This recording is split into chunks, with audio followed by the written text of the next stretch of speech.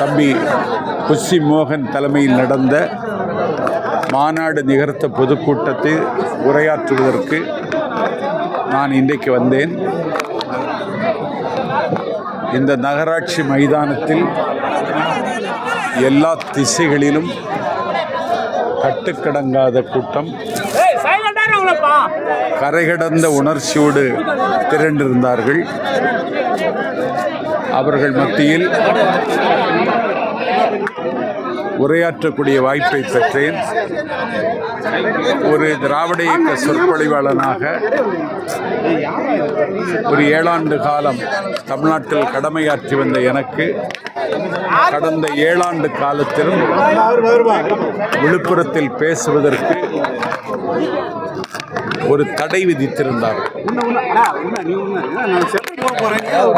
ஊறுகாலி அறுக்கிற ஒரு கொள்ளை கூட்டம், திமுகவை ஆக்கிரமித்துக் கொண்டிருக்கிற கூட்டம், செம்மண் திருடி விற்று பிழைப்பு நடத்திய கூட்டம் என் கூட்டத்தை நடத்துவதற்கு அனுமதிக்கவில்லை. அந்த தடையை இன்றைக்கு உடைத்திருக்கிறார் மோகன்.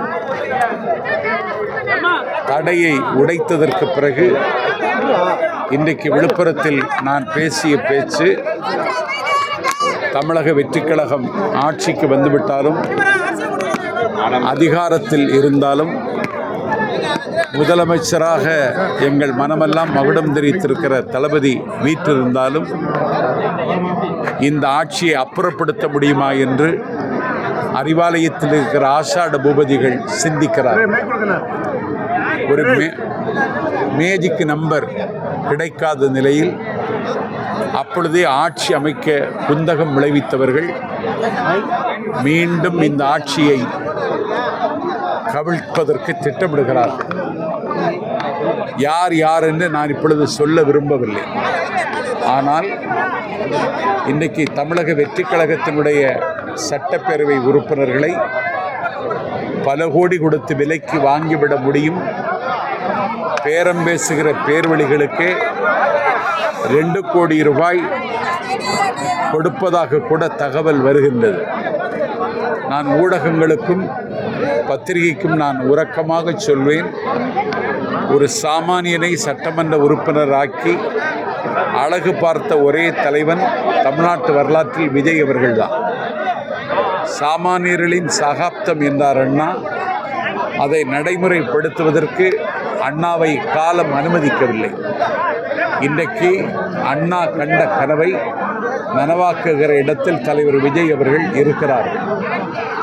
இந்த ஆட்சியை அப்புறப்படுத்தி விடலாம் என்று கருதுகிறவர்கள் இன்றைக்கு சேராத இடத்தில் சேருகிறார்கள். அதிமுகவினுடைய உயிரோட்டமே திமுக தான் அவர்களுக்கு எதிரி. அந்த திமுகவோடு கைகோர்ப்பதற்கு அந்த கட்சியை சில்லாக உடைத்து கொண்டிருக்கிற எடப்பாடி பழனிசாமி ஆதரிப்பதற்கு அணியமாகிவிட்டார். இன்றைக்கு மிகுந்த ஆச்சரியம், விருதுநகர் மாவட்டம் திருச்சுழியில் இந்தியாவினுடைய நிதியமைச்சர் நிர்மலா சீதாராமனும் தமிழ்நாட்டின் முன்னாள் நிதியமைச்சர் தங்கம் தென்னரசும் கூடைப்பந்து விளையாடுகிறார்கள். இந்த கூடைப்பந்து 2 பேரும் சேர்ந்து விளையாடுவது திமுகவுக்கும் பிஜேபிக்கும் பந்தம் வருகிறது என்பதை வெளிப்படையாக அறிவிப்பது போல இருந்தது. ஆகவே பாஜக என்கிற மதவாத சக்தியை நோக்கி திமுக இன்றைக்கு திரும்பிக் கொண்டிருக்கிறது. விரைவில் அவர்கள் இணைவார்கள். அதற்கு திமுக தயாராகிவிட்டது. அதிகாரம் இல்லாமல், கொள்ளையடிக்காமல் அவர்களால் இருக்க முடியாது.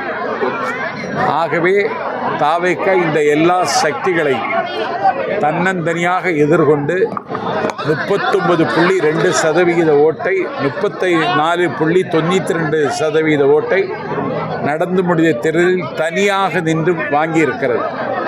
திமுக 26 கட்சிகள், 200 சாதி குழுக்கள், பல்லாயிரம் கோடிகள் செலவழித்தும் இன்றைக்கு அவர்கள் தோற்று போனார்கள்.